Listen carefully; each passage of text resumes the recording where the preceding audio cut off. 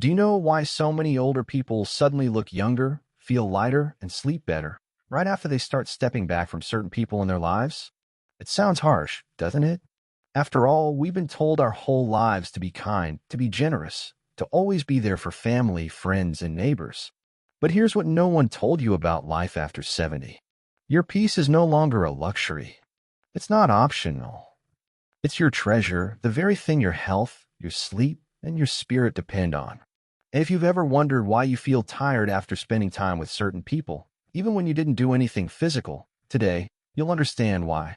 And you'll learn exactly who you need to keep at arm's length if you want to protect your mind, your body, and your happiness. So let's talk about the types of people you must avoid now. Not because you're bitter, but because you want to live the years ahead with joy, energy, and peace. Part 1. Why peace matters more after 70. When you were younger, in your 30s, 40s, even 50s, your body could bounce back from stress. A bad day, a tense argument, a stressful phone call, you could still sleep it off, wake up, and keep going.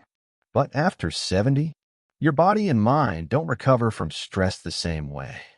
Your immune system naturally weakens with age. That's just biology.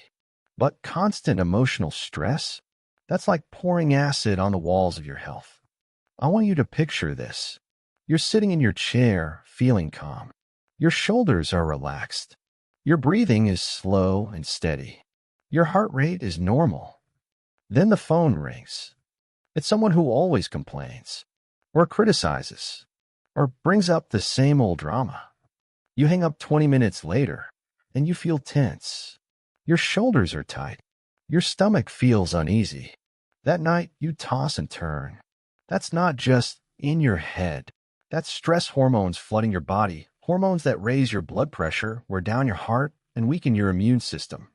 I've met countless older adults who discovered that their biggest health boost didn't come from a new pill, but from stepping back from certain people. Part 2. The first type. The chronic complainer. You know this person. They never have good news. The weather is bad. The government is bad. Their back hurts. Their soup is too salty. Their neighbor's dog is too loud. At first, you think you're helping by listening. You nod politely. You murmur, "I understand." But inside, you feel your mood sinking. Here's the truth. Most chronic complainers don't want solutions. They want someone to dump their emotional garbage on. And if you don't say enough, that someone will always be you. I once met Harold, a 78-year-old retired postman. Every week, his cousin would visit and complain about everything under the sun. Harold didn't realize it at first, but after each visit, his blood pressure would spike. His doctor noticed the pattern, and so did Harold. When Harold finally limited those visits, something amazing happened. His blood pressure stabilized, his sleep improved, and he felt more energy. No new medicine. Just fewer complaints in his ears. Lesson: you can still care about someone, but from a healthy distance. Protect your peace by stepping out of their storm. Part 3. The guilt tripper. This one is sneaky. It might be an adult child who only calls when they want money or favors, or a relative who constantly reminds you of what you owe them.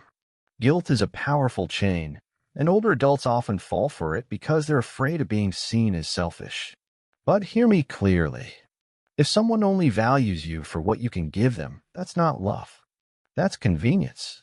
LC72 is one of the kindest women I know. For years, her son used her as his personal bank, grocery store, and babysitter without a single thank you. She was exhausted but afraid to say no. One day she finally said, "I love you, but I'm not your bank or your free babysitter anymore." It was hard, but Elsie felt free.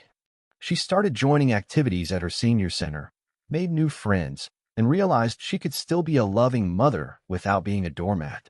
Lesson: your years of sacrifice already speak for themselves. You don't owe a lifetime of endless giving. Part 4. The gossip and drama starter. Gossip is poison dressed up as entertainment. These people thrive on stirring the pot, and they'll drag you into it without a second thought. At first, you feel like you're in the loop on some juicy secret. But soon, you're worrying about problems that aren't yours, losing sleep over situations you can't control. Yvonne, 76, used to have Sunday coffee with a neighbor who knew everyone's business. Until one day, Yvonne found out her own private words were being spread. She walked away from the drama, and her mind felt lighter immediately. Lesson: peace is quiet. Gossip is loud. Choose quiet. Part 5. The Manipulator. Manipulators don't always look dangerous. They can be polite, charming, and helpful until you say no. Then you see their real face. Sometimes they're after money. Sometimes your home. Sometimes your signature on papers you don't understand. Mr. Sam, 80, thought his distant nephew was just being helpful, bringing groceries, fixing things around the house. Then one day, the nephew asked him to sign inheritance papers to make things easier. Sam's lawyer discovered the nephew was trying to take his home. Sam was heartbroken, but grateful he caught it in time. Lesson: protect your peace by trusting slowly and verifying always. Part 6. The Energy Vampire. They never smile, never celebrate with you.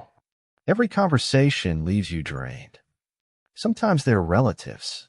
Sometimes old friends who never changed. It's okay to admit when a connection no longer serves you. Avoiding them doesn't make you cruel.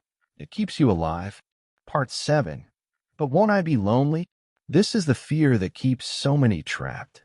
But here's the truth. There's a big difference between isolation and freedom. Healthy solitude is when you choose your own company. Reading, gardening, walking in peace. Painful isolation is when you're surrounded by people who make you feel unseen, unloved, or used. Gloria, 75, told me, "I'd rather have 3 good friends and my peace than 20 visitors who leave me drained." And she's right. Part 8. Oh, what to do instead. When you start stepping back from draining people, fill that space with those who lift you up. Look for people who smile when they see you, who ask how you're really doing, who listen without judgment. Join groups, gardening clubs, walking clubs, book clubs, church groups, volunteer teams. That's where the good ones are. Roger, 73, joined a walking club just for exercise. Now those walks are his favorite part of the day because of the laughter, the shared stories, and the absence of drama. Part 9. Embracing solitude. Solitude isn't emptiness. It's space for your soul to breathe. Enjoy your tea in silence. Sit on your porch in the morning light. Let the birds be your soundtrack. And if others talk or judge you for keeping your distance, let them. Their opinion is their burden, not yours. Finally, after 70, your time is your real treasure. Spend it with those who fill your spirit, not those who empty it. Think of your life as a garden. Some people are flowers. Some are weeds. Water the flowers. Let the weeds go. Remember, protecting your peace is not selfish. It's survival. So tonight, ask yourself, who brings me joy? Who drains me? Who deserves a seat at my table? And who should I wave to from the gate? Your answers might surprise you. They might even save you years of unnecessary stress. At this stage of life, your peace is not a luxury. It's your right. Take it, hold it close, and watch your life grow lighter, brighter, and freer. Subscribe for more guided videos.